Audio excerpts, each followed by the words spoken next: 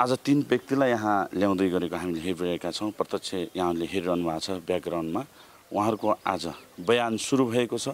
अवश्य 3 व्यक्तिको आज बयान सुरु हुँदैछ। यहाँले स्पष्ट हेर्न सक्नुहुन्छ। हामी पश्चिम रुकुम मुसिकोट जिल्ला अदालतबाट प्रत्यक्ष यहाँलाई देखाइरहेका छौँ। नवराज विक र नवराज विकको प्रेमिकाको बीचमा चाहिँ नि विगत 2-3 वर्षदेखि चाहिँ उनीहरूको प्रेम सम्बन्ध रहेको कुरा यथार्थ हो र नवराज र त्यो प्रेमिकाको बीचमा चाहिँ प्रेम सम्बन्ध भए पनि प्रेमिकाको आमा र प्रेमिकाको बुवाले अलिकति अस्वीकार गरेको कुरा प्रष्टै हो। त्यो त अब घटनाले पनि पुष्टि गरिसकेको छ। किन भन्दाखेरि नवराजलाई त्योभन्दा पहिला पनि 2-3 पटक त्यहाँ प्रेमिकाको घरमा जाँदाखेरि प्रेमिकाको आमा बुवाले नवराजलाई चाहिँ नि अभद्र व्यवहार गरेको, अब जातीय आधारमा पनि डोमशाला त चाहिँ किन कतिपटक आउँछस् भनेर कुटपिट गरेको। पछिल्लो पटक चाहिँ यो लकडाउनकै समयमा पनि कुटपिट गरेर उनलाई प्रहरी बोलाएर प्रहरीको जिम्मा लगाएर प्रहरी हिरासतमा पनि एक दिन बसेको। त्यसपछि प्रहरीले चाहिँ छलफलको लागि चाहिँ बोलाउँदाखेरि अब त्यो डोमसँग हामी के छलफल गर्ने, हामीलाई बेइज्जत हुन्छ, त्यो लाजमर्दो हामी आउँदैनौँ, त्यसलाई चाहिँ त्यसको अभिभावक बोलाएर बुझाइदिनुहोस् भनेर वडा अध्यक्षले भनेको। त्यहाँको इन्सपेक्टर साहबको भनाइअनुसार उनीहरू चाहिँ कहाँ छन् जाउँ यो लकडाउन उल्लङ्घन गरे सालले लकडाउन उल्लङ्घन गरेको नाममा मारिदिए पनि फरक पर्दैन, जाउँ भनेर हुलहुज्जत गरेर चाहिँ सबैजना त्यहाँ बाख्राको किल्लाहरू उखेलेर, कसैले हाँसिया समातेर, कसैले चाहिँ त बन्चरो समातेर सबैजना चाहिँ त्यहाँ ढुङ्गा मुड्डा गर्दै उनीहरूलाई लखेर्दै चाहिँ तलतिर चाहिँ झरेको। त्यहाँ तलतिर झरिसकेपछि चाहिँ केही 5 जना भाइहरू चाहिँ सुरुमा अलिक माथिपट्टिबाट चाहिँ जो नदीको चाहिँ 2टा चाहिँ त्यो डिभाइड हुन्छ, हामी यहाँ हङ्गाला फाट्ने भन्छौँ, हङ्गाला फाट्नेतिरबाट उनीहरू गए, केही मान्छे क्रस भए। अनि त्यो नवराज भन्ने मान्छेलाई बिचरा चाहिँ हङ्गालामा पुगिसकेको मान्छेले त्यहीँ फेरि पारी गएर समातेर उसलाई चाहिँ नि अब ढुङ्गाले अब केले प्रहार भयो, फेरि उसलाई प्रहार गरेको कुरा त अब त्यहाँ स्वयं देखेका छन् मान्छेहरूले। फेरि हाम्रो त्यहाँ केही बाख्रो बान्ने किल्लाहरू पनि प्रहरले बरामद गरेको थियो। कतिपयले चाहिँ बन्चरो समातेको, कतिपयले हाँसिया समातेको, त त्यो प्रत्यक्ष प्रहार गरेको। एकजना भाइ जो जीवित छ, घाइते भएको छ, उसलाई चाहिँ नि यो हाँसियाको चाहिँ उल्टो साइडतिरबाट चाहिँ उसलाई यहाँ हानेको ऊ स्वयं थाहा छ भनेपछि त्यो त लुकाएर लुक्ने कुरै छैन नि। यसरी चाहिँ त म चाहिँ पोस्टमार्टम रिपोर्टमै अलिक गोलमोटल खालको चाहिँ रिपोर्ट आउँदाखेरि चाहिँ नि अब फेरि पोस्टमार्टमको लागि चाहिँ जो डक्टरहरू हुनुहुन्छ त्यो डक्टरहरू पनि अलिकति चाहिँ विवादित खालको, जो चाहिँ पीडक भनिएका व्यक्तिहरूसँगको नाता सम्बन्धसँग जोडिएका उहाँहरूको कनेक्सन भएका भन्ने कुराहरूले गर्दाखेरि पनि यो चाहिँ अलिकति पोस्टमार्टम रिपोर्ट र पोस्टमार्टम टिमप्रति नै मान्छेको चाहिँ तपाईँ चाहिँ अविश्वास पैदा भएर आएको स्थिति छ। तब्बे ज्यान मार्ने उद्योग र त्यसपछि चाहिँ यो जातीय विभेद भनेर चाहिँ जो सोलो डोलो एउटै उसमा मुद्दा लगाउने कुराले चाहिँ मुद्दा चाहिँ कमजोर बनाउन खोजिएको आशंका त्यहाँनिर पनि देखिन्छ। किन भन्दाखेरि चाहिँ अब कतिपय चाहिँ तपाईँ चाहिँ ज्यान मार्ने उद्योगमा को मान्छे ज्यान मार्ने उद्योगमा हुन्, तिनीहरूलाई ज्यान मार्ने मुद्दा लाग्नु पर्थ्यो।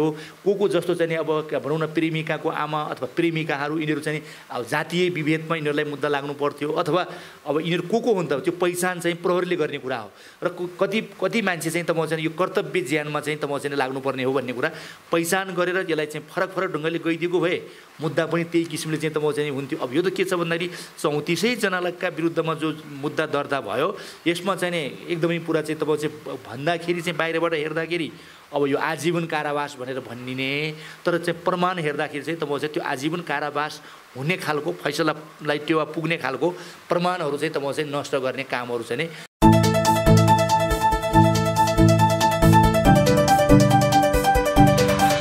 दर्शकबिन नमस्कार, म कुशलभ केसी, तपाईहरु हेर्दै हुनुहुन्छ कार्यक्रम जनगुनासो।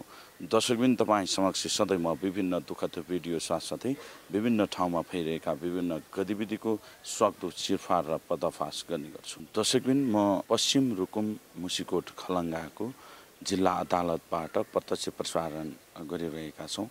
साथै आज भने 9 जनाको बयान सुरु हुँदैछ। यहाँहरूलाई हेरिसक्नु भएको छ। हिजो भने अदालतले 2 जनाको फैसला सुनाइसकेको छ, जसमध्ये 2 जना नाबालक भएका कारणले गर्दा उहाँहरूलाई बाल सुधार केन्द्रमा राख्ने फैसला गरेको थियो। यसै बीचमा आजबाट बयान सुरु भएको छ। बयानमा आज 9 जना ल्याइँदैछ। 9 जना मध्ये 3-3 जना गर्दै यहाँ बयान भइरहेको छ र यहाँहरूलाई कसरी ल्याइँदैछ बयानमा भन्ने कुरा पनि प्रत्यक्ष हामी केही समयको रिपोर्टिङपछि स्पष्ट पेश गर्नेछौँ। दर्शकबिन तपाईँ हेर्न सक्नुहुन्छ, आज सोती घटनामा संलग्न रहेका 3 व्यक्तिलाई अदालततर्फ ल्याइराखेको हामीले स्पष्ट हेर्न सक्छौँ।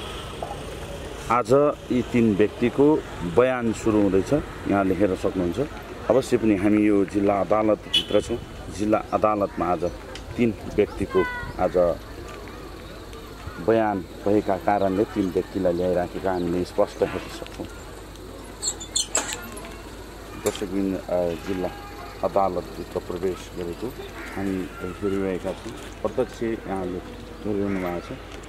निरन्तर हामीले यहाँको अपडेटहरू देखाइरहेका छौँ। अब केही समयपछि भने अदालत। दर्शकबिन म पश्चिम रुकुम मुसिकोट खलङ्गाको जिल्ला अदालतबाट प्रत्यक्ष प्रसारण गरिरहेको छु। साथै आज 3 व्यक्तिलाई यहाँ ल्याउँदै गरेको हामीले हेरिरहेका छौँ। प्रत्यक्ष यहाँले हेरिरहनु भएको छ। ब्याकग्राउन्डमा उहाँहरूको आज बयान सुरु भएको छ। अवश्य 3 व्यक्तिको आज बयान सुरु हुँदैछ। यहाँले स्पष्ट हेर्न सक्नुहुन्छ। हामी पश्चिम रुकुम मुसिकोट जिल्ला अदालतबाट प्रत्यक्ष यहाँलाई देखाइरहेका छौँ। बयान पछिको अपडेट भने म अवश्य यहाँहरू समक्ष पेश गर्नेछु। निरन्तर जोडिनका लागि म अनुरोध गर्न चाहन्छु। साथै विभिन्न किसिमका समाचारहरू आइरहेका छन्, भ्रमहरू आइरहेका छन्। यहाँहरूले स्पष्ट हेरिरहनु भएको छ। ती सम्पूर्ण कुरालाई प्लिज विश्वास नगर्नुहोस्। प्रत्यक्ष हामी जे अपडेट आउँछ यहाँहरूलाई अवश्य पनि सत्य तथ्य बाहिर ल्याउने प्रयासमा छौँ। आज 9 जनालाई बयान लिइराखेको अवस्थामा म यहाँ पुगेको छु। साथै यहाँहरूलाई आश्चर्य लाग्न सक्छ अहिलेसम्म जाजरकोट किन पुगेन र चौरझरीमा किन पुगेन भन्ने कुरालाई लिएर यहाँहरूलाई अनौठो लागिरह होला। अवश्य पनि म त्यहाँ पनि पुग्नेछु भने त्यहीँका व्यक्तित्व र विशिष्ट व्यक्तिहरूसँग कुराकानी गरिरहेको छु, जसले त्यहाँको घटनामा संलग्न रहेर सुरुदेखि अन्तिमसम्म त्यो घटनालाई हेर्दै आइरहनु भएको छ। त्यहाँका स्थानीय हुनुहुन्छ नेपाली कङ्ग्रेसका जिल्ला सभापति प्रेम प्रकाश ओली। उहाँ चौरजारीकै हुनुहुन्छ, जहाँ सोती घटना घटेको थियो त्यहीँका स्थानीय हुनुहुन्छ। त्यसैले म उहाँसँगको कुराकानी जोड्न चाहन्छु। सर नमस्ते। धन्यवाद। सर, जस्तो सुरुमा घटना घट्यो, घटनास्थलमा तपाईँ कति समयपछि पुग्नु भएको थियो त्यहाँ? होइन, म त त्यो घटना घटेको 2-3 दिन पछि गएको हो। म चाहिँ चौरजारी नगरपालिका वार्ड नम्बर 5 मा मेरो घर हो। अब बजारमा पनि मेरो घर छ। तर चाहिँ त्यो घटना घटिसकेपछि म चाहिँ अलि पछि गएको। तर मलाई चाहिँ थाहा छ त्यो घटना चाहिँ अब हामी जो चाहिँ अब अहिले त्यो घटना सोती घटनामा जो हुनुहुन्छ अब त्यो सबै चिनेकै, अब सबै चाहिँ हामीले चाहिँ गाउँ समाजकै सबै भाइहरू, अब वडा अध्यक्ष सबै चिनेकै हो। त्यो मतलब कुनै कुरा होइन। म 2-3 दिन पछि चाहिँ नै गएर घटनाको बारेमा मैले पनि अब हाम्रो अरू साथीहरू, त्यहाँको स्थानीय साथीहरू, त्यहाँको गाउँमा रहेको त्यो घटना बेला पनि त्यहाँ रहेका साथीहरूसँग पनि मैले बुझेको थिएँ। बुझ्दाखेरि चाहिँ अब हामीले सत्य तथ्य बुझ्दाखेरि अब त्यो नवराज विक र नवराज विकको प्रेमिकाको बिचमा चाहिँ नि विगत 2-3 वर्षदेखि चाहिँ उनीहरूको प्रेम सम्बन्ध रहेको कुरा यथार्थ हो। र नवराज र त्यो प्रेमिकाको बिचमा चाहिँ प्रेम सम्बन्ध भए पनि प्रेमिकाको आमा र प्रेमिकाको बुवाले अलिकति अस्वीकार गरेको कुरा प्रष्टै हो। त्यो त अब घटनाले पनि पुष्टि गरिसकेको छ। किन भन्दाखेरि नवराजलाई त्योभन्दा पहिला पनि 2-3 पटक त्यहाँ प्रेमिकाको घरमा जाँदाखेरि प्रेमिकाको आमा बुवाले नवराजलाई चाहिँ नि अभद्र व्यवहार गरेको, अब जातीय आधारमा पनि डोमशाला त चाहिँ किन कतिपटक आउँछस् भनेर कुटपिट गरेको। पछिल्लो पटक चाहिँ यो लकडाउनकै समयमा पनि कुटपिट गरेर उनलाई प्रहरी बोलाएर प्रहरीको जिम्मा लगाएर प्रहरी हिरासतमा पनि 1 दिन बसेको। त्यसपछि प्रहरीले चाहिँ छलफलको लागि चाहिँ बोलाउँदाखेरि अब त्यो डोमसँग हामी के छलफल गर्ने, हामीलाई बेइज्जत हुन्छ, त्यो लाजमर्दो हामी आउँदैनौँ, त्यसलाई चाहिँ त्यसको अभिभावक बोलाएर बुझाइदिनुहोस् भनेर वडा अध्यक्षले भनेको। त्यहाँको इन्सपेक्टर साहबको भनाइअनुसार मलाई सबै जानकारी छ। त्यस कारणले गर्दाखेरि यो उनीहरूले चाहिँ इन्सपेक्टर साहबले को भनाइअनुसार भन्ने बित्तिकै तपाईँ त्यो घटना घटेको 2-3 दिनपछि तपाईँ वडा अध्यक्षसँग भेट्नुभयो, त्यहाँका स्थानीयहरूसँग भेट्नुभयो या इन्सपेक्टर साहब कहाँ गएर प्रत्यक्ष बुझ्नु भएको थियो? के छ? मैले इन्सपेक्टर साहबलाई पनि बुझेको थिएँ। त्यो बेला चाहिँ तपाईँको त्यो घटना घटिसकेपछि जो सुरुमा मोटरसाइकलमा जाने प्रहरीसँग पनि मैले भेटेको थिएँ र त्यहाँ चाहिँ नि घटनास्थलको नजिकमा रहेका जहाँ चाहिँ सोती भनिए तापनि घटना चाहिँ नि गोइरीको औल भन्ने ठाउँमा घटना घटेको हो। त्यो औल भन्ने ठाउँको मान्छेसँग पनि मैले बुझेको थिएँ। बुझ्ने क्रममा चाहिँ त्यहाँ अब खास वास्तवमा चाहिँ नि केटी को आमाले सुरुमा देख्ने बित्तिकै वडा अध्यक्षलाई खबर गरेको, वडा अध्यक्ष आएर अरू वडा अध्यक्षले अरू चाहिँ त्यहाँ चाहिँ सबैलाई जो अहिले जो हुनुहुन्छ आरोपित उहाँहरूलाई सबैलाई बोलाएको र केही चाहिँ क्वारेन्टाइनको व्यवस्थापनका लागि नगरपालिकाबाट खटिएका भोलिन्टियरहरूलाई पनि वडा अध्यक्षले बोलाएर सबै त्यहाँ जम्मा भइसकेपछि बिचरा उनी केटाहरू नवराजहरू चाहिँ बाटोदेखि मुनि चाहिँ गइसकेको स्थितिमा उनीहरू चाहिँ कहाँ छन् जाउँ जाउँ जाउँ जाउँ यो लकडाउन उल्लङ्घन गरे सालले लकडाउन उल्लङ्घन गरेको नाममा मारिदिए पनि फरक पर्दैन जाउँ जाउँ भनेर हुलहुज्जत गरेर चाहिँ नि सबैजना त्यहाँ बाख्राको किल्लाहरू उखेलेर कसैले हाँसिया समातेर कसैले चाहिँ तपाईँ बन्चरो समातेर सबैजना चाहिँ नि त्यहाँ ढुङ्गा मुड्डा गर्दै उनीहरूलाई लखेर्दै चाहिँ तलतिर चाहिँ झरेको। त्यहाँ तलतिर झरिसकेपछि चाहिँ केही 5 जना भाइहरू चाहिँ सुरुमा अलि माथिपट्टिबाट चाहिँ जो नदीको चाहिँ दुईवटा चाहिँ त्यो डिभाइड हुन्छ, हामी यहाँ हङ्गाला फाट्ने भन्छौँ, हङ्गाला फाट्नेतिरबाट उनीहरू गए, केही मान्छे क्रस भए। अनि त्यो नवराज भन्ने मान्छेलाई बिचरा चाहिँ हङ्गालामा पुगिसकेका मान्छेले त्यहीँ फेरि पारी गएर समातेर उसलाई चाहिँ नि अब ढुङ्गाले अब केले प्रहार भयो, फेरि उसलाई प्रहार गरेको कुरा त अब त्यहाँ स्वयं देखेका छन् मान्छेहरूले। प्रहरी घटनास्थलमा जाँदाखेरि पनि अब त्यो उतापट्टि फेरि त्यो पूर्वपट्टि भयो, फेरि पश्चिमपट्टिको साइडमा चाहिँ नि यस्तो खोजमा पारेर बाँकीलाई चाहिँ नि त्यहाँ पुरै आक्रमण गरेर अब त्यो यहाँ यसो घाउ हेर्दाखेरि चाहिँ बन्चराईले प्रहार गरेको जस्तो पनि देखिन्छ। अब त्यो विभिन्न घरेलु हतियार चाहिँ गरेर ढुङ्गामुढा गरेर सारा सबै चाहिँ प्रहार गरेर चाहिँ तपाईँ चाहिँ अब ज्यान गइसकेपछि उनीहरूलाई चाहिँ अब नदीमा बगाइदिएपछि यो लकडाउन उल्लङ्घनको नाममा चाहिँ यो घटना चाहिँ हामी सजिलैसँग पचाउन सक्छौँ भन्ने उद्देश्यबाट त्यो घटना चाहिँ घटेको चाहिँ देखिन्छ। अब त्यहाँ चाहिँ पछि चाहिँ हामीले अब सुन्नमा आएको अब त्यहाँ के अरे हाम्रो त्यहाँ केही बाख्रो बान्ने किल्लाहरू पनि प्रहरले बरामद गरेको थियो। अब अहिले अब त्यहाँ अरू केही दर्शी प्रमाणहरू पनि केही सायद प्रहरले गरेको होला। तर तपाईँलाई एउटा कुरा, प्रहरी प्रशासनले केही कुराहरू चाहिँ जस्तो बाख्रा बान्नेका कुराहरू गर्नुभयो, किल्लाको कुरा होइन, तपाईँको भनाइअनुसार बाख्रा बान्ने किल्लाहरू लगायतका घरेलु हात हतियार जस्तो हँसिया लगायत विभिन्न कुराहरू हुन सक्छन् होइन, ती कुरा तपाईँले गर्नुभयो। प्रत्यक्ष तपाईँले बुझ्दा बाख्रा बान्ने किल्ला, हँसिया लगायतका घरेलु हात हतियार चाहिँ त्यहाँ युज गरिएको थियो, प्रयोग गरिएको थियो। त्यो त प्रश्न अब तपाईँको चाहिँ त्यहाँ सबैजना मान्छे त मारिया छैन नि त, त्यहाँ त जीवित पनि छ नि। नवराज सँगसँगै आएको उसको चाहिँ प्रेमिकालाई भगाउनका लागि सहयोग गर्ने भनेर आएका साथीहरू कतिपय घाइते छन्। जस्तो दिपेश खड्का भन्ने भाइलाई पनि मैले भेटेँ। अरू त्यो चाहिँ तपाईँको चाहिँ त्यो घटनामा चाहिँ सकुशल भएका भाइहरूलाई पनि मैले भेटेको छु। मैले उहाँहरूलाई पनि बुझ्दाखेरि चाहिँ कतिपयले चाहिँ बन्चरो समातेको, कतिपयले हाँसिया समातेको, त त्यो प्रत्यक्ष प्रहार गरेको। एकजना भाइ जो जीवित छ, घाइते भएको छ, उसलाई चाहिँ यो हाँसियाको चाहिँ उल्टो साइडतिरबाट चाहिँ उसलाई यहाँ हानेको ऊ स्वयं थाहा छ भनेपछि त्यो त लुकाएर लुक्ने कुरै छैन नि। यो अब घटना चाहिँ तपाईँ चाहिँ जतिसुकै यसलाई चाहिँ जे भने पनि यो चाहिँ अब कस्तो भयो भन्दाखेरि यो अब ठुल्ठुलै मान्छेहरू, ठुला चाहिँ जनप्रतिनिधिहरूले पनि अब यो अलिकति चाहिँ गैर जिम्मेवार तरिकाले चाहिँ यो लकडाउन उल्लङ्घन गर्न आएको गाउँलेहरूले लखेट्दाखेरि भेरीमा हाम फालेर मरे भनेर यस्तो हल्का कुरा गरेर यस्तो चाहिँ एउटा गैर जिम्मेवार कुरा गरेर त भएन नि त। त्यो कमसेकम 6 जना मान्छे, मलाई लाग्छ यो शान्ति प्रक्रिया पछि यो अरू गाडी दुर्घटना आदि इत्यादिले त मान्छेको ज्यान गएको होला। तर यस्तो पाशविक तरिकाले यसरी दानवीय हिसाबले यसरी चाहिँ एकदम क्रूर तरिकाले चाहिँ यसरी हत्या भएको त यो शान्ति प्रक्रिया पछि नै मलाई लाग्छ पहिलो घटना हो। यत्रो 6 जना मान्छेहरूको चाहिँ ज्यान गएको छ। उनीहरूलाई अत्यन्तै दानवीय हिसाबले चाहिँ राक्षसी तरिकाले चाहिँ उनीहरूलाई चाहिँ मारेर भेरीमा फालिएको छ। अनि बाँकी केही साथीहरू घाइते भएका छन् भनेपछि यो त कस्तो भन्दाखेरि चाहिँ यो लकडाउन उल्लङ्घनको नाममा चाहिँ अब यो जस्तोसुकै अपराध, जस्तोसुकै पाशविक चाहिँ हत्या पनि छिप्ला भन्ने उनीहरूले जो दुस्साहस गरेका थिए। अब यो हेर्नुहोस्, यो घटनाले पनि ठुलो रूप लियो। अहिले राष्ट्रिय अन्तर्राष्ट्रिय रूप भएपछि अब अहिले अब यो मुद्दाको रूपमा गएको छ। अहिले पनि हामीलाई के आशंका छ भन्दाखेरि मुद्दा जो प्रहरीले चाहिँ जो लगाउने तरिका हेर्दाखेरि चाहिँ नि अब यही कुरामा म रोक्न चाहेँ। जस्तो तपाईँले हेर्नु भएको छ छैन होइन, जसरी बाहिर पोस्टमार्टम रिपोर्ट पनि आइसकेको छ, हामीले प्रत्यक्ष त्यो पनि हेऱ्यौँ, म स्वयं गएर बुझिरहेको छु होइन। त्यसमा चोटपटकहरू स्पष्ट देखिया छ। जस्तो अण्डकोश लगायत आँखा, गर्दनहरू लगायत शरीरमा एकदमै चोटहरू देखिया छ। अब भित्र पानी पिएर डुबेको हो, पानी पिएर चाहिँ मृत्यु भएको थियो या त्यो भन्ने कुराहरू अझै खुलिसकेका छैन। त्यो भिसेरा रिपोर्ट आउन बाँकी नै छ होइन। तर अलिकति तपाईँले भने जस्तै घरेलु हात हतियारहरू प्रयोग गरिएका थिए भन्नुभयो हैन। तर हामीले प्रत्यक्ष यहाँ हेर्दाखेरि प्रहरी प्रशासनले जसरी मुद्दा दर्ता गरेको थियो, अदालतमा गएर मुद्दा दर्ता गराएको थियो, त्यसमा त सामान्य 4वटा लट्ठी मात्रै देखिन्छ। एउटा चाहिँ टुटेको लट्ठी, लगभग तपाईँले भने जस्तै बाख्राका किलाहरू भन्दाखेरि त्यो लट्ठीहरू हुनसक्छ हैन।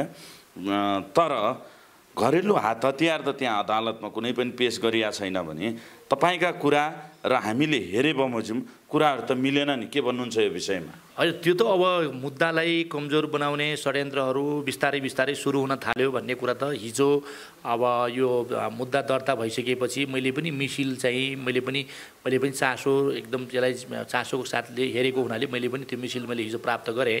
र त्यसमा चाहिँ तपाईँको चाहिँ जस्तो चाहिँ के देख्नुभयो त्यहाँ? के पोस्टमार्टम रिपोर्टमा हामीले के बुझाएको थियौँ भन्दाखेरि कुनै पनि यो उसको चाहिँ युवाहरूको जो शव प्राप्त भयो भेरी नदीबाट चाहिँ बाहिर निकाल्दाखेरि कसैको पनि पेटमा पानी छैन, कसैको पनि फोक्सोमा पानी चाहिँ छैन। र चाहिँ तपाईँ चाहिँ लासहरूको प्रकृति हेर्दाखेरि कसैको चाहिँ नाक काटिएको छ, कसैको चाहिँ दाँत चाहिँ तपाईँ चाहिँ फोडेको अवस्थामा छ, अधिकांशको चाहिँ अण्डकोशहरूमा चाहिँ ठुलो ठुलो एकदमै पुरा चाहिँ हतियारै प्रहार गरेको जस्तो चाहिँ ठुल्ठुलो ढुङ्गाले प्रहार गरेको जस्तो, अनि टाउकोमा चाहिँ गम्भीर प्रकृतिको चाहिँ तपाईँ चाहिँ वन्चरोले नै हिर्काएको जस्तो खालको चाहिँ प्रकृतिको त्यस्तो घाउहरू पनि छ। कतिपयको लासमा चाहिँ हातमा चाहिँ प्लास्टिकको डोरी चाहिँ ले बाँधेको पनि अवस्थामा पनि देखियो। तर अहिले हेर्दाखेरि तपाईँको के देखियो त भन्दाखेरि जस्तो नवराज विककै हकमा चाहिँ डक्टरले चाहिँ नि डेट अफ कज के कारणले मर्यो त भन्ने कुरा पनि त्यहाँ उल्लेख नगरेको देखियो। अब यदि चाहिँ नि फाइलमा त्यसलाई विस्तृत रूपमा पोस्टमार्टम रिपोर्टमा छ भने त मलाई थाहा भएन। तर चाहिँ मिसिलमा जो चाहिँ सरकारी वकिल मार्फत चाहिँ तपाईँ चाहिँ दायर गरिएको मिसिलमा चाहिँ तपाईँको चाहिँ त्यो पूर्ण रूपको चाहिँ पोस्टमार्टम रिपोर्ट छैन, खुलासा गरिया छैन त्यसमा हो के भन्ने कुरा। त्यहीँनिर चाहिँ आशंका छ र त्यही आशंकाको बावजुद हिजो जाजरकोटमा चाहिँ तपाईँ चाहिँ अस्पतालमाथिको आक्रोश चाहिँ तपाईँ चाहिँ पोस्टमार्टम चाहिँ तपाईँ चाहिँ गृहमा आगलागी लगाउने काम भयो। हिजो चाहिँ अस्पतालमाथि चाहिँ तपाईँ चाहिँ ढुङ्गामुढा गर्ने अस्पतालमाथिको विश्वास चाहिँ हिजोदेखि गुम्यो। त्यस कारणले गर्दाखेरि जाजरकोटमा जो आक्रोश हिजोदेखि चाहिँ तपाईँ आन्दोलनको चाहिँ आक्रोश हिजोदेखि उठ्यो त्यही कारणले हो। किन भन्दाखेरि अहिलेसम्म पोस्टमार्टम रिपोर्ट चाहिँ नै त्यति ठिकै छ, जुन रूपमा छ मतलब चाहिँ त्यही रूपमा छ भन्ने खालको बुझाइ थियो। तर 81 चाहिँ तपाईँ चाहिँ पोस्टमार्टम रिपोर्टमै अलिक गोलमोटल खालको चाहिँ रिपोर्ट आउँदाखेरि चाहिँ नै अब फेरि पोस्टमार्टमको लागि चाहिँ जो डक्टरहरू हुनुहुन्छ त्यो डक्टरहरू पनि अलिकति चाहिँ विवादित खालको जो चाहिँ पीडक भनिएका व्यक्तिहरूसँगको नाता सम्बन्धसँग जोडिएका उहाँहरूको कनेक्सन भएका भन्ने कुराहरूले गर्दाखेरि पनि यो चाहिँ अलिकति पोस्टमार्टम रिपोर्ट र पोस्टमार्टम टिमप्रति नै मान्छेको चाहिँ तपाईँ चाहिँ अविश्वास पैदा भएर आएको स्थिति छ। र मुद्दा लगाउँदाखेरि पनि के भएको छ भन्दाखेरि बाहिरबाट आवरणबाट हेर्दाखेरि यसलाई तपाईँको एकदमै पुरा आजीवन कारावासको जस्तो मुद्दा अथवा जन्मकैदको जस्तो हिसाबले चाहिँ यसलाई चाहिँ माग दाबी गरे तापनि मुद्दा लगाउँदाखेरि चाहिँ 3वटा मुद्दा भनेर लगाइएको छ। 34 जनाको चाहिँ विरुद्धमा 34 जना यो चाहिँ के अरे यो आरोपितलाई तपाईँ चाहिँ कोहीलाई के अरे ज्यान मार्ने उद्योग, कर्तव्य ज्यान मार्ने उद्योग र त्यसपछि चाहिँ यो जातीय विभेद भनेर चाहिँ जो सोलो डोलो एउटै उसमा मुद्दा लगाउने कुराले चाहिँ मुद्दा चाहिँ कमजोर बनाउन खोजिएको आशंका त्यहाँनिर पनि देखिन्छ। किन भन्दाखेरि चाहिँ अब कतिपय चाहिँ तपाईँ चाहिँ ज्यान मार्ने उद्योगमा को मान्छे ज्यान मार्ने उद्योगमा हुन्, तिनीहरूलाई ज्यान मार्ने मुद्दा लाग्नु पर्थ्यो। को जस्तो चाहिँ अब भनौँ न प्रेमिकाको आमा अथवा प्रेमिकाहरू यिनीहरू चाहिँ अब जातीय विभेदमा यिनीहरूलाई मुद्दा लाग्नु पर्थ्यो। अथवा अब यिनीहरू को हुन् त त्यो पहिचान चाहिँ प्रहरीले गर्ने कुरा हो। र कति मान्छे चाहिँ तपाईँ चाहिँ यो कर्तव्य ज्यानमा चाहिँ तपाईँ चाहिँ लाग्नुपर्ने हो भन्ने कुरा पहिचान गरेर यसलाई चाहिँ फरक ढङ्गले गइदिएको भए मुद्दा पनि त्यही किसिमले चाहिँ तपाईँ चाहिँ हुन्थ्यो। अब यो त के छ भन्दाखेरि 34 जनाका विरुद्धमा जो मुद्दा दर्ता भयो यसमा चाहिँ एकदमै पुरा चाहिँ तपाईँ चाहिँ भन्दाखेरि चाहिँ बाहिरबाट हेर्दाखेरि अब यो आजीवन कारावास भनेर भनिने, तर चाहिँ प्रमाण हेर्दाखेरि चाहिँ तपाईँ चाहिँ त्यो आजीवन कारावास हुने खालको फैसलालाई टेवा पुग्ने खालको प्रमाणहरू चाहिँ तपाईँ चाहिँ नष्ट गर्ने कामहरू चाहिँ र प्रमाणहरू त्यहाँ चाहिँ हाल्ने कामहरू अब जस्तो दसी त्यस्तो ठाउँमा के ल मान्छे त चाहिँ त्यहाँ चाहिँ लड्यो होला, रगतहरू बगेको होला, त्यहाँ चाहिँ तपाईँ चाहिँ केही न केही चाहिँ तपाईँ चाहिँ त्यत्रो 6-7 जना मान्छेहरू मर्दाखेरि त कहीँ रगतहरू पनि हुनसक्छ। त्यहाँ प्रहरी सुरुमै गएको छ, प्रहरीले पनि केही देखेको हुनुपर्ने। अब यो सबै कुरा चाहिँ तपाईँ चाहिँ प्रहरीले सुरुमा पनि धेरै लापरवाही गरेको देखिन्छ। अब अहिले आएर चाहिँ यो चाहिँ सारा चाहिँ राष्ट्रिय अन्तर्राष्ट्रिय मुद्दा बन्दाखेरि र सबै चाहिँ संसदीय छानबिन समिति बन्दाखेरि प्रहरीले एउटा कर्तव्य पुरा गरे जस्तो त गर्ने, तर भित्रभित्रै चाहिँ यो मुद्दा चाहिँ तपाईँको चाहिँ यो 1-2 वर्षमै छिटै चाहिँ यो उम्किने र यो चाहिँ यत्रो अपराधीहरूले फेरि उन्मुक्ति पाउने खालको स्थिति त कतै जाँदैन भन्ने कुराको अहिले चौतर्फी चिन्ता चाहिँ छ। तर तपाईँले प्रहरी इन्सपेक्टर जो त्यहाँका इन्चार्ज इलाका प्रहरी कार्यालयका इन्चार्ज चौरजारी प्रहरी इन्चार्ज हुनुहुन्छ, उहाँसँग तपाईँ प्रत्यक्ष भेट्नुभयो होइन? त्यतिखेर तपाईँ जाँदाखेरि 2-3 दिनपछि तपाईँ गएँ भन्नुभयो। त्यहाँ जाँदा तपाईँ सभापति जस्तो व्यक्ति, तपाईँलाई भेट्न पनि गाह्रो भएन होला पक्कै पनि होइन?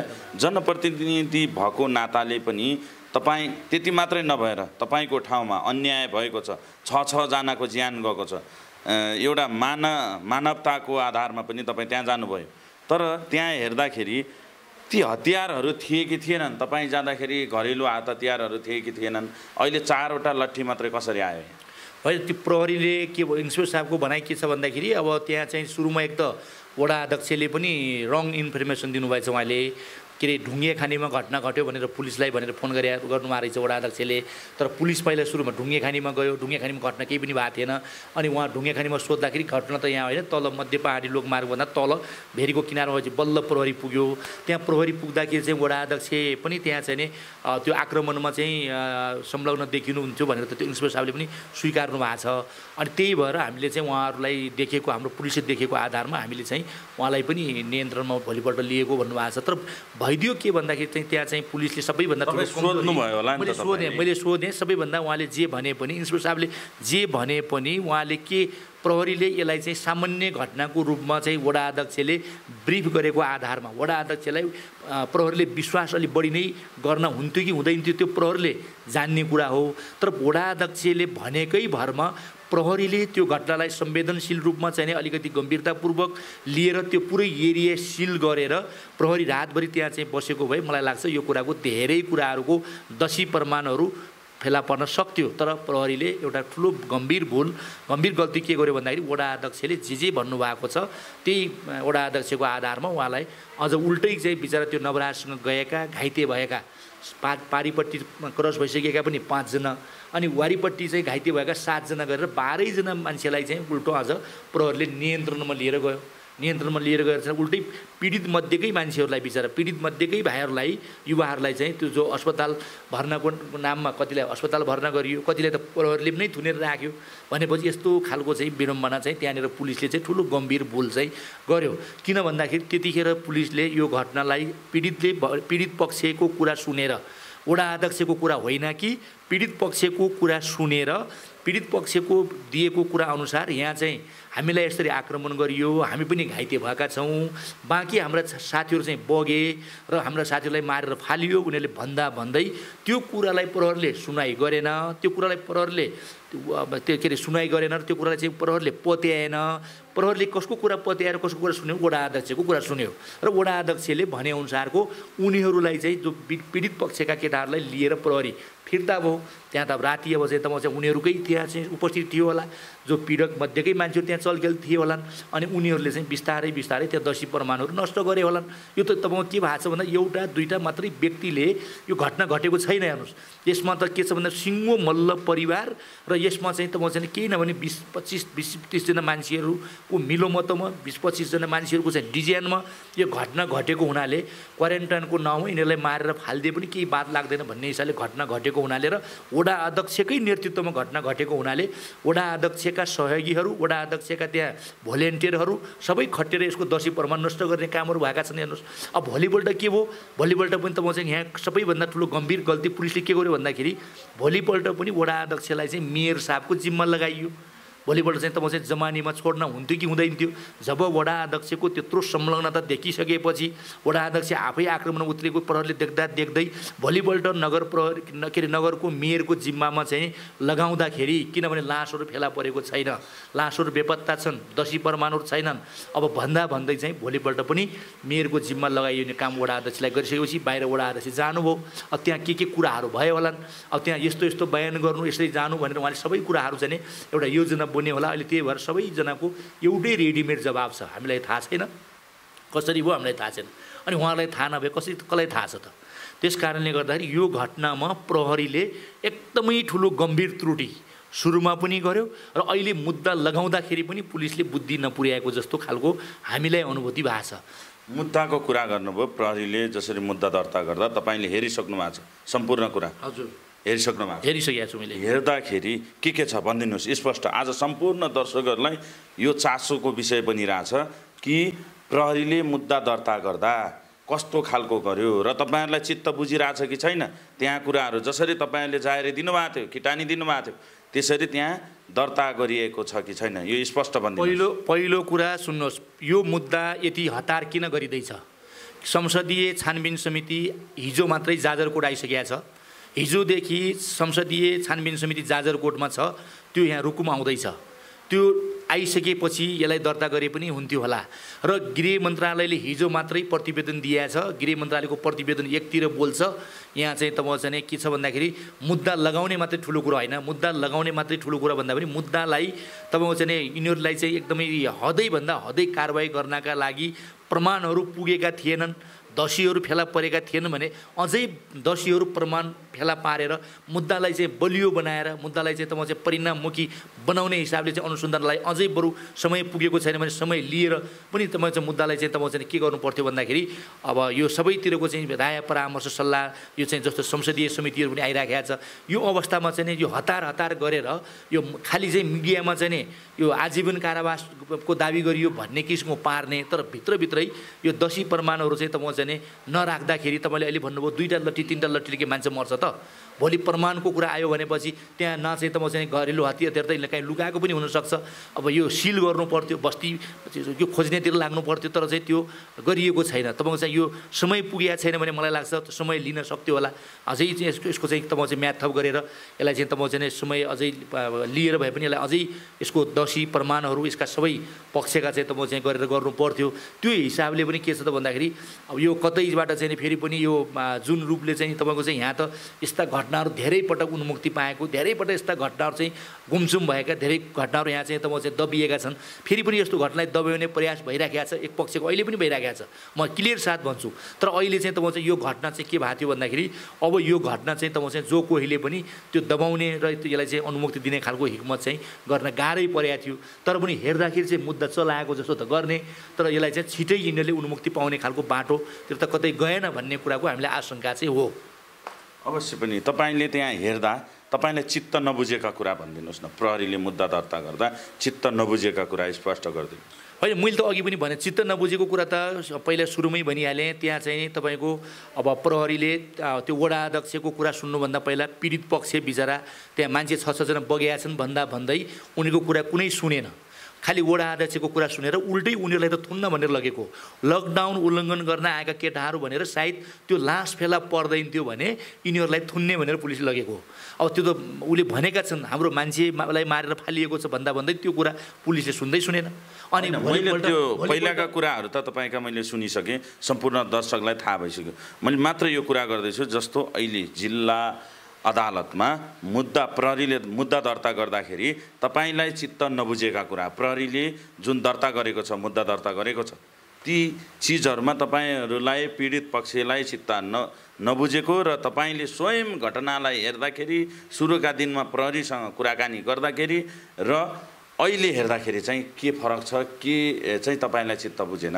अब यसको अब यो फाइलमा चाहिँ नि अब कति प्रमाणहरू यो चाहिँ मोबाइलको तपाईँको चाहिँ नि अब जस्तो अहिले नयाँ टेक्नोलोजी अनुसार चाहिँ नि मोबाइलको यो कोसँग कनेक्ट भयो के भयो भन्ने कुरा त अब के राखेको छ मलाई चाहिँ त्यति डिटेलमा मैले यसको अध्ययन गर्न पाएको छैन। तर चाहिँ त्यो कुरातिर पनि अलिक गम्भीर ध्यान दिन जरुरी छ। यहाँ चाहिँ को मान्छेसँग चाहिँ कति कोसँग कनेक्ट भयो, कोसँग के कुरा भयो भन्ने पनि मलाई लाग्छ यो चाहिँ चाह्यो भने यो थाहा पाउन सकिन्छ जस्तो लाग्छ। अब यो कुरा के छ बाँकी चाहिँ तपाईँ चाहिँ यो चाहिँ घटनास्थलबाट चाहिँ तपाईँ चाहिँ दोषी प्रमाणहरू चाहिँ नै अब सङ्कलन गर्नेतिर र त्यो खोजी गर्नेतिर चाहिँ प्रहरीको अलिकति चाहिँ त्यहाँ चाहिँ पुगेको छैन। एक दोस्रो कुरो चाहिँ तपाईँ चाहिँ यसलाई चाहिँ तपाईँको चाहिँ अझै प्रहरीले बरु अनुसन्धानको समय पुग्दैन थियो भने पनि अनुसन्धानको लागि समय लिएर भए पनि यो मुद्दालाई चाहिँ तपाईँ चाहिँ अझै गहिरिएर चाहिँ तपाईँ चाहिँ छानबिन के अनुसन्धान गरेर यो सम्पूर्ण प्रमाणहरूको सङ्कलन गरेर चाहिँ यसलाई चाहिँ अलि परिपक्व बनाएर चाहिँ गर्नु पर्थ्यो एक। दोस्रो कुरा चाहिँ तपाईँ के गर्नु पर्थ्यो भन्दाखेरि यो मुद्दामा चाहिँ तपाईँ चाहिँ यो 34 जनालाई चाहिँ एउटै खालको आरोप लगाइएको छ। यो के भोलि 34 जना मान्छे चाहिँ एउटै ठर्ला नि त, ठर्न सक्ने सम्भावना हुन नसक्न पनि सक्छ। त्यस कारणले गर्दाखेरि जस्तो चाहिँ यथार्थमा हामीले भन्नुपर्दाखेरि त्यसको कारक चाहिँ केटी भए पनि, त्यसको प्रेमिका चाहिँ उसको कारक चाहिँ त्यहाँबाट सुरुवात भए पनि यथार्थमा फिल्डमा चाहिँ तपाईँ चाहिँ मार्ने काममा त उसको प्रेमिका त चाहिँ गएको छैन नि त, उसको आमा त गएको छैन नि त हो। त्यस कारणले गर्दा प्रहरीले के गर्नु पर्थ्यो भन्दाखेरि अलिकति चाहिँ अनुसन्धान के गर्नु पर्थ्यो भन्दा कसलाई चाहिँ नि के मुद्दाले भेट्छ, कसलाई कतातिर गाइड गर्छ, जस्तो चाहिँ 3टा मुद्दा लगाएको छ। जस्तो चाहिँ तपाईँ चाहिँ हामीले बुझेको के हो त भन्दाखेरि अधिकतम भन्दा एउटै केसमा 3-3वटा चाहिँ मुद्दा 3-3वटा चाहिँ धारा प्रभावित नहुन सक्छ। किन भन्दा अधिकतम चाहिँ त्यसको कसुर के हो त्यो धारा मलाई लाग्छ प्रभावित हुने होला। तर यहाँ त के भयो भन्दाखेरि ज्यान मार्ने उद्योग पनि लागेको छ, सबैले लागेको छ, सबैलाई कर्तव्य ज्यान पनि लागेको छ, सबैलाई जातीय विभेद पनि लाग्दाखेरि चाहिँ त्यो अलिकति मुद्दा चाहिँ के हुन्छ त यो भन्ने कुरा म हुन त धेरै यो कानुनको मलाई धेरै चाहिँ म विज्ञ होइन, तर म एउटा सामान्य चाहिँ त म चाहिँ हाम्रो एउटा व्यावहारिक अनुभवले पनि के बताउँछ त भन्दाखेरि कतै चाहिँ यो को हुन् त, यो चाहिँ खास चाहिँ यो ज्यान मार्ने उद्योग गर्ने मान्छे को हुन् एकतिर पहिचान हुनु पर्थ्यो, कर्तव्य ज्यान गर्ने मान्छे को हुन् तिनीहरूको पहिचान हुनु पर्थ्यो, र जातीय विभेद चाहिँ गर्ने मान्छे को हुन् तिनीहरूलाई पहिचान हुनु पर्थ्यो। अथवा जातीय विभेद त अथवा यो एक किसिमले जातीय विभेदबाट चाहिँ सुरुवात भएको हुनाले त्यो केही भएन। तर कर्तव्य ज्यान पनि छ र ज्यान मार्ने उद्योग पनि हुँदाखेरि चाहिँ यो अलिकति यो कस्तो खालको हो त यो अलिकति चाहिँ यहाँनिर बुद्धि पुगेन कि कतै यो भोलि न्यायाधीशले फैसला गर्दाखेरि पनि ल त्यो सोलोडोलोमा छ, कसलाई चाहिँ त म चाहिँ यो कर्तव्य ज्यानको कसुर ठहर गर्ने, कसलाई चाहिँ त म चाहिँ यो ज्यान मार्ने उद्योगको चाहिँ कसुर ठहर गर्ने, कसलाई चाहिँ जातीय ठहर गर्ने भन्दाखेरि त त्यहाँनिर निर्णय गर्ने मान्छेलाई पनि त म चाहिँ अलिकति अप्ठ्यारो पर्ने जस्तो देखियो नि त। त्यस कारणले गर्दाखेरि यो कुरा के हो भन्ने कुराको चाहिँ हामीलाई चाहिँ चित्त नबुझेको कुरा चाहिँ एउटा यो हो। दोस्रो कुरा चाहिँ तपाईँ चाहिँ सामान्यतया चाहिँ 4-5 जनाको चाहिँ हामीले सुनेका छौँ मेडिकल टिम डाक्टरहरूको टिमले त्यो चाहिँ मान्छे चाहिँ अब के कारणले मर्यो त पोस्टमार्टम भने त्यही होइन त। हामी सामान्य रूपमा जान्ने के हो त भन्दाखेरि हामीलाई धेरै चाहिँ डक्टरी भाषा हामीलाई थाहा छैन, तर हामीले बुझ्ने कुरा के हो त के कारणले मर्यो भनेर डक्टरको पोस्टमार्टमले पुष्टि गर्छ भन्ने हामीले बुझेको। त्यो पुष्टि नगरेर त्यो अधुरो रिपोर्ट पेस गर्ने हो भने त के अर्थ भयो त त्यो पोस्टमार्टम गरेको। त्यस कारणले गर्दा यो पनि किन यो अधुरो रूपमा आयो त, यो कुरा पनि तपाईँ चाहिँ चित्त नबुझ्ने कुरा छ र पीडितलाई पनि यो चित्त कुरा बुझिराखेको छैन। र पीडितको कुरा चाहिँ सँगसँगै हामीहरूले पनि बाहिरबाट हेर्दाखेरि पनि यो कुरा किन यस्तो भयो त भन्ने कुराकानी चाहिँ हामीले चाहिँ गरिराखेको स्थिति हो। त्यस कारणले गर्दाखेरि चाहिँ अब यो कुरा अझै पनि हेरौँ, संसदीय समिति आउला, संसदीय समितिलाई हामीले भोलि भन्छौँ र हामी चाहिँ यो चाहिँ मेडिकलमा चाहिँ साँच्चीकै चाहिँ नि अलिकति चाहिँ यो चाहिँ कतै न कतैबाट चाहिँ कमजोरी गर्न खोजिएको रहेछ भनेपछि यसलाई पनि संसदीय समितिले चाहिँ गम्भीरतापूर्वक ल्याओस् र मुद्दा पनि चाहिँ त म चाहिँ यो के हिसाबले चाहिँ संसदीय समिति आइराखेको कुरा थाहा हुँदाहुँदै संसदीय समिति यहाँ काठमाडौँ हिँडिसकेको छ भन्ने कुरा थाहा हुँदाहुँदै यहाँ चाहिँ हतारमा चाहिँ 34 जना मान्छेको कहाँ 4-4 घन्टा लगाएर पनि हामीले तयारी गऱ्यौँ भनेर चाहिँ एकदम पुरा ठुलो श्रेय लिने खालको जस्तो कुरा गरेर त्यति हतारै गरेर मुद्दा दर्ता चाहिँ गर्नै पर्ने नगरी नहुने के थियो त, यो पछाडि पनि केही कारण छैन भन्ने कुरा चाहिँ यो कुरालाई हामीले चाहिँ संसदीय समितिसँग पनि हामीले राख्नेछौँ र यो यही कुरा चाहिँ हो मेरो कुरा चाहिँ। अवश्य पनि। र हामी कार्यक्रमको अन्तिम चरणमा छौँ। लगभग तपाईँलाई पनि थाहा छ, तपाईँ निरन्तर यहाँ जिल्ला अदालतमा गइरहनु भएको छ, पीडित पक्षका लागि तपाईँहरूले न्याय खोजिरहनु भएको छ भने 2077 3 महिना 1 गतेको दिन 2 जनालाई चाहिँ नाबालक भएका कारणले गर्दा बाल सुधारमा पठाउने कुरा भयो। जिल्ला अदालतले त्यो निर्णय सुनाएको छ। यहाँलाई त्यो कुरामा कतिको चित्त बुझिरहेछ, के भन्नुहुन्छ यो विषयमा?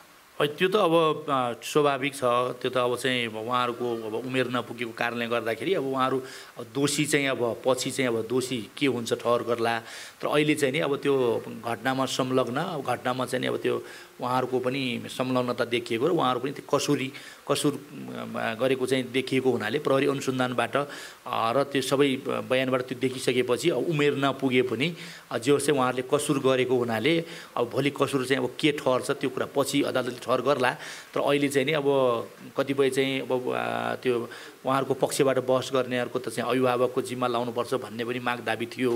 तर चाहिँ अब अदालतले सम्मानित चाहिँ जिल्ला अदालतले उहाँहरू चाहिँ पनि अब यो अलिकति यो घटनामा चाहिँ प्रहरी अनुसन्धान लगायतबाट चाहिँ दोषी देखिएको र उहाँहरू पनि कसुर गरेको देखिएको हुनाले अहिले उहाँहरूलाई चाहिँ यसरी चाहिँ अभिभावकको जिम्मा चाहिँ लगाउन उपयुक्त हुँदैन।